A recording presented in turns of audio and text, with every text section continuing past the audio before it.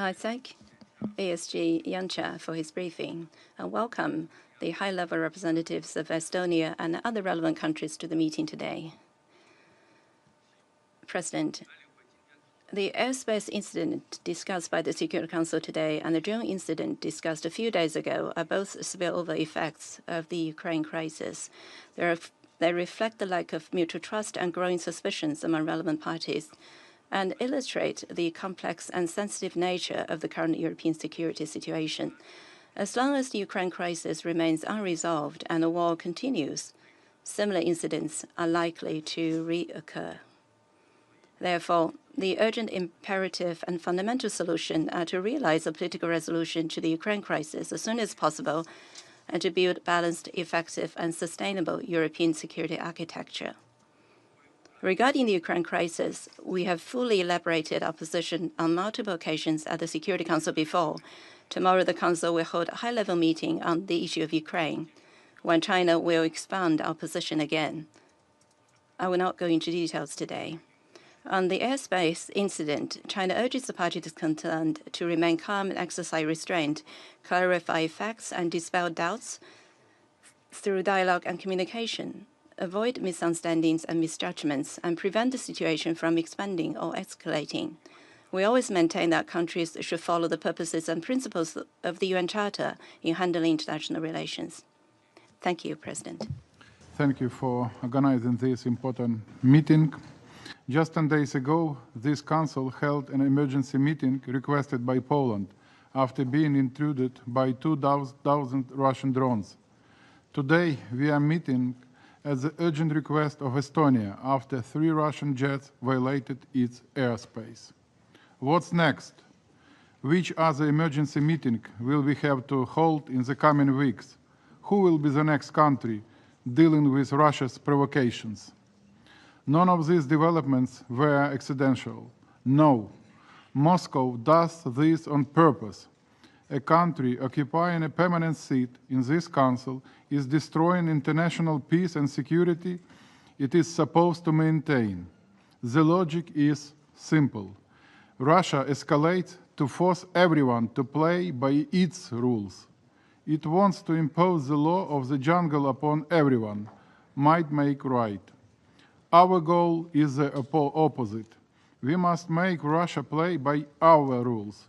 We have such rules accepted by everyone.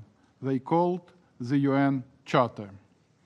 It is important that existing tools to be in the Security Council meeting or invocation of NATO Article 4 are actively used.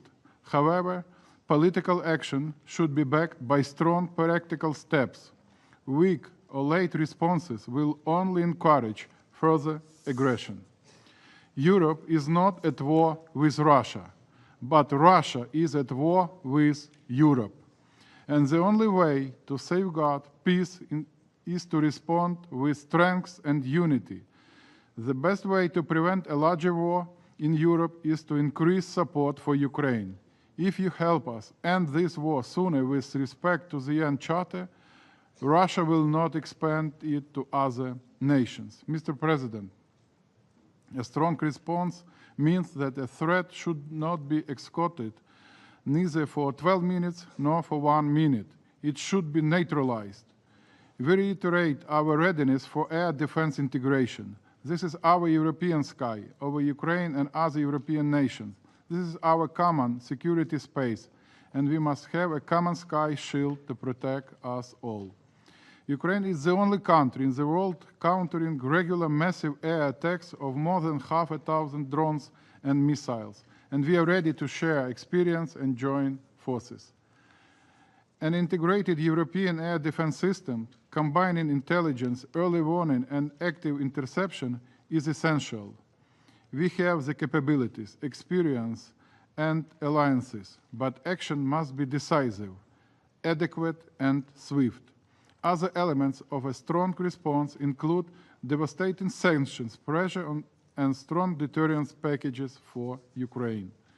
The Russian war machine can only be stopped through strength, not weakness. Wait and see is not a strategy. Let's abandon wishful thinking. Russia poses an existential threat to Europe, and it will not disappear if we close our eyes. Ukraine has learned many bitter lessons in the past. What we now see in Poland and Estonia reminds of how Russian aggression against Ukraine started.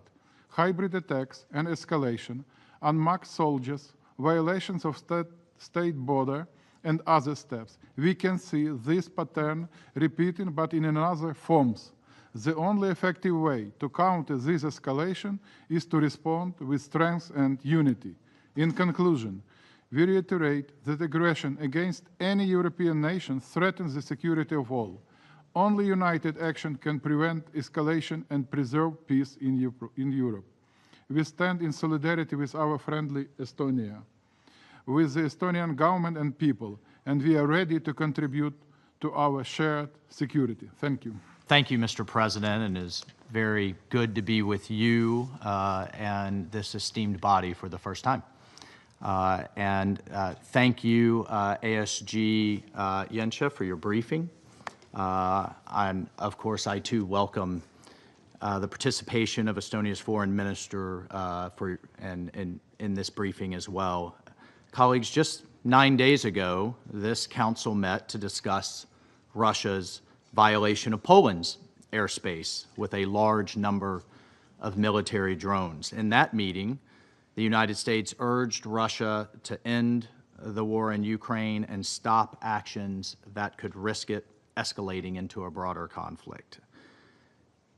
Instead, on September 19th, Russia again violated the airspace of a NATO member when 3 armed military aircraft flew 10 nautical miles into Estonian airspace, coming within 15 miles of the Estonian parliament. And as we said 9 days ago, the United States stands by our NATO allies in the face of these airspace violations, and I want to take this first opportunity to repeat and to emphasize the United States and our allies will defend every inch of NATO territory. Russia must urgently stop such dangerous behavior.